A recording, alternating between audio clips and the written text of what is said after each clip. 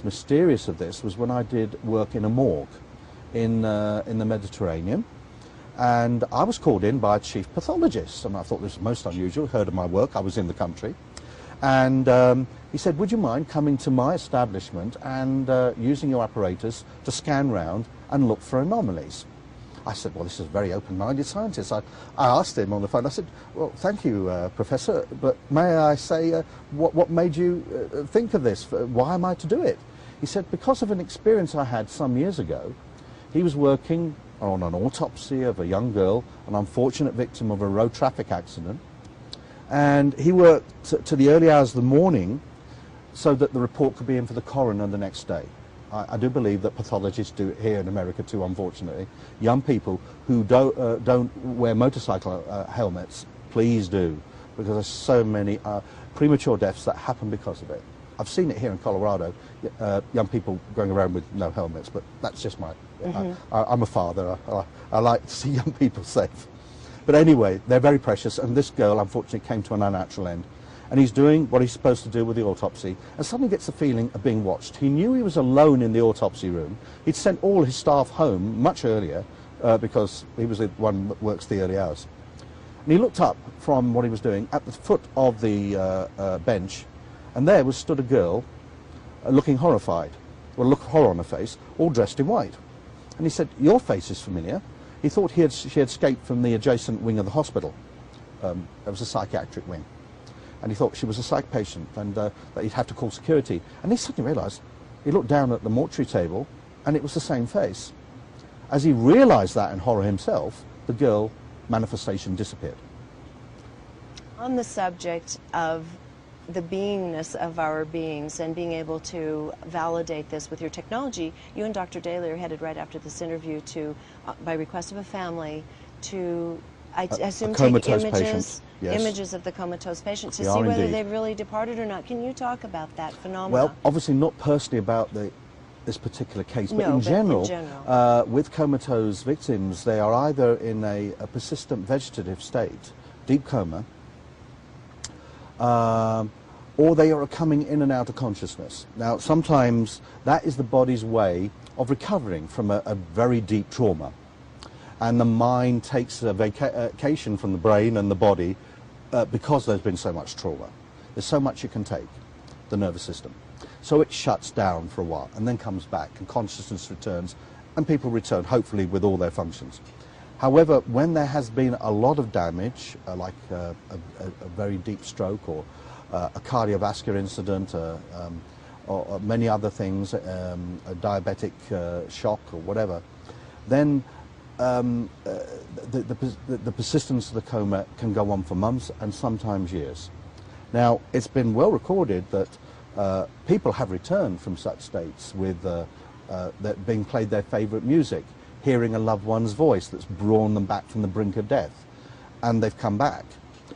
But there's also cases where such people have been kept alive by machines and artificial means that when the family have had to make that terrible decision of turning off the machine and autopsies have been done, that there is nothing there left of the brain function. There is now something called the brain stem testing, which is internationally recognized, I believe, as if there's no electrical force coming from there. There's been no cases ever of anyone recovering from where their brain stem has stopped functioning. Right. Now, I don't know. I think the question is, but if the energy is looking more and more like it's in a quiescent dead state, and there's no energy around the proximity of a comatose victim, then there's a likelihood that we're only keeping the body functions alive and the person is no longer with us. And you can see this through your technology as well? I have observed it before in previous cases, but I wouldn't say it is not a tried and tested means by any means for this kind of thing. But people with other means, like, obviously with medical tests as well, and my tests have been helped to formulate, to help make decisions. So what would it look like decisions. if the person is still there? What does that look like? Well, the chakras still function. for example. The meridians are flowing. All this we can actually see. We can look for active acupuncture points. This I was able to do in mainland China, 2001, when I was out there. Yes, I wanted to get I to have that. visiting Fabulous. professor of medicine status for that wonderful country. And it was wonderful in China because we both had traditional doctors and doctors that were also trained in their traditional medicine, who were coming up to congratulate me and saying that they were seeing for the first time things they'd only seen in their books. Yes. of acupuncture, meridians, and the flow of what they call the qi, or the life force, through these points. Your images are absolutely amazing, Thank you. showing the energy flowing. Yes, indeed. I feel that we have validated the understandings and the knowledge of these ancient peoples from China and India, because we see the chakras too, and they work together in us. And with those two ancient peoples, who thousands of years ago observed these forces within us, man hasn't changed very much since that time, Right. apart from pollution of the planet and perhaps pollution of himself with negative things around him. Yeah, and you can actually watch the vital flow through the body. And In real yesterday time. I was watching you in real time. Yes. And you had Dr. Daly using his amazing abilities as a Reiki master, as Correct. well as being an MD, working on somebody who had been out of balance or in pain. In fact, a few of them.